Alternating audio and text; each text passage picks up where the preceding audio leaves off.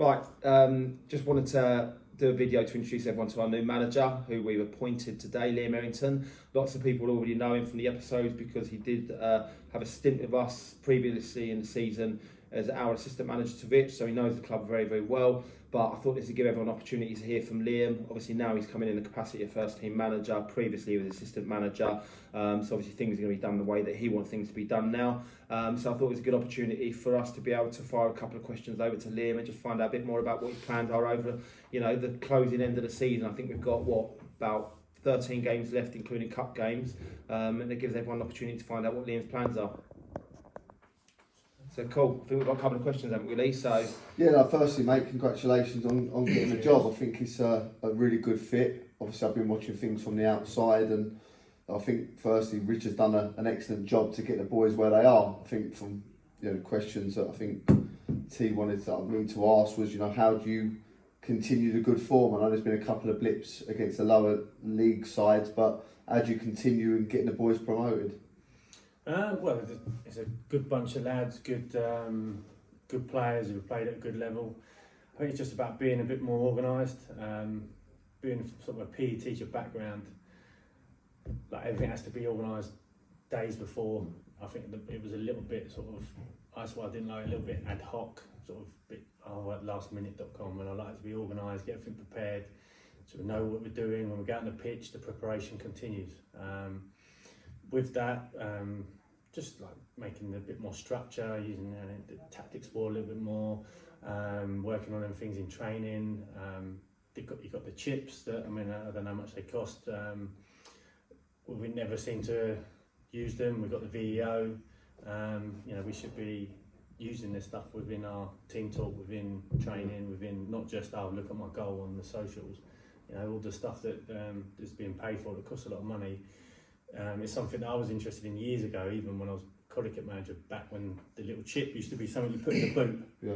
And then we could afford 2 of them. Yeah. And then I used to have a little league table, and I say, right, both fullbacks have got them today. Yeah. So it was always something that interests me and then to be involved with a club that's got that sort of technology moving forwards and players to go with it. It was just something that really interested me, and I think the players can move on and really, obviously cement the league position, try them in the cup, and then push on for next season. In terms of obviously looking from the outside, the team sort of does really well against the good side, but seems to struggle against the bad sides. What the difference can you make, do you think, coming into the club and maybe changing that in terms of, because they're the results that are slipping up at the moment? I think that goes down to preparation from the start. So you team out early, everyone knows what they're doing, they go on the pitch and know what they're doing. And then when you do play teams that might not be as good footballers, you've got to earn the right. Okay, you can't just go out and we're going to boss these, look at the league table, look at the players we've got. You start the game 0-0, so you're going to have to go out, first 20, we're not going to lose, earn the right, then you can start to play. But those things will come across as we start going. In terms of the team, are you looking to make number of changes or keep it where it was? The boys obviously got the most, and that's why I think it's a good appointment. I think bring a couple in to bolster the squad. Striker wise, I think we've got loads of numbers. Yeah. I'd say we probably need a couple of midfielders, and then if T's knee, might have to look at a defender. But they're good players. I've got no problems, and some of the lads who come up from the devs, the youngsters, are good as well. So even if we didn't sign anyone, that squad's good enough. It's just making sure to go out in the right frame of mind and realising that it doesn't matter where you are in the league, every game starts 0-0. Yeah, and you've got to go out and earn it. Last couple of things, management team, you looking to bring anyone in, or are you keeping it as is, or is T stepping up to help, or Doug and Phil? So this season, I only sort of come about really today. This season will be just myself, with T and women being injured. You can help out more, sort of like as an assistant really. And then Doug will get more involved, and then I'll look to bring someone in from pre-season onwards. I think you've got to chat with Phil, haven't you? I think you're saying. Yeah, so I want to keep Phil involved with the coaching side of it and with that link with the devs. Yeah, it's good, yeah. Because I don't really, and I've looked at as a few of the lads who've played recently who've been involved in the first team squad, and I'm actually not too sure they are, so I need to speak with Phil, make sure that continuity comes up from the development side into the first team. But I think I'd like, for the foreseeable, just sort of a fresh start. Yeah. And I think need a bit of a get the change room going again, bit of a social side. You know, everyone has to stay for a drink, get the fines going.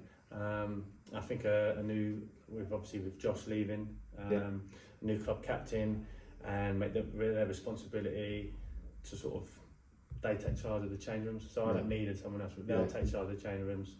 We'll come in after half time. They'll speak a bit. Then I'll come in with tea and we'll mention the things that we need to change or continue. Yeah. And last thing, mate, goals for the rest of the season? Do the double. There's two things on offer. Do the double. Looking at the fixtures, there may be 4 games a week at some point. The way they've done them. So it's going to be making sure the squad's all ready, picking the right team to get through the games. Make sure we wrap up the title. And then Codicut in the cup, and we've got Codicut in the quarterfinals of the cup. So a double is got to be 100% on demanded, really. Yeah, no, I think that's what I spoke with Liam about. And one of the things that we could have done, we could have just thought, right, we've only got a short period of the season. Let's look at appointing someone next season. And it's quite a tough job to come into because taking a job where the team's top of the league and the expectations are there, you might take you 4 or 5 games for things to start going well for you or things to be implemented. So there was an alternative option where potentially I could have just tried to run it with Phil, Doug, etc. until the end of the season. But one thing I'm very keen to have is someone, their responsibility is to make sure they go and win that league. And Liam's more than comfortable taking that responsibility on his shoulders. So that's kind of in his hands. He's got full control of in terms of what has to happen in the football club moving forward from the football side of things. And that makes me really comfortable to have someone that isn't concerned that that's my target, that's my goal. And he knows the club and knows the boys. So that for me, again, the continuity side of things, coming in, knowing the players, I don't think it's going to be like the usual environment where you're not got to come in and get to know the players and see what's going on. He knows them already. He's coached them and played them. So it should be a nice, smooth transition, I think. Yeah, I mean, when I came in, I sort of observed a couple of games. I think I helped out the warm-up. I didn't really say much, and Phil and Mitch were running it. And then I sort of said to you, look, I don't know whether there'll be a spare part here, if I want to. And then I said I'll do the sort of help out with the tactics. And we had a good month. And then we did well against Codicut. So I think the boys will take on board what they've already have an inkling of what we're going to do, if that makes sense. Yeah. So it won't be new to them, it'll just be added to it. And then I'll be able to put my stamp on things. So it should be looking forward to it. I'm just a bit gutted about the weather. We'll try and get pitched. Well, good luck, mate. Good luck, mate. Welcome. Hope you go and win it, mate. I really do. Cool. Thank you very much.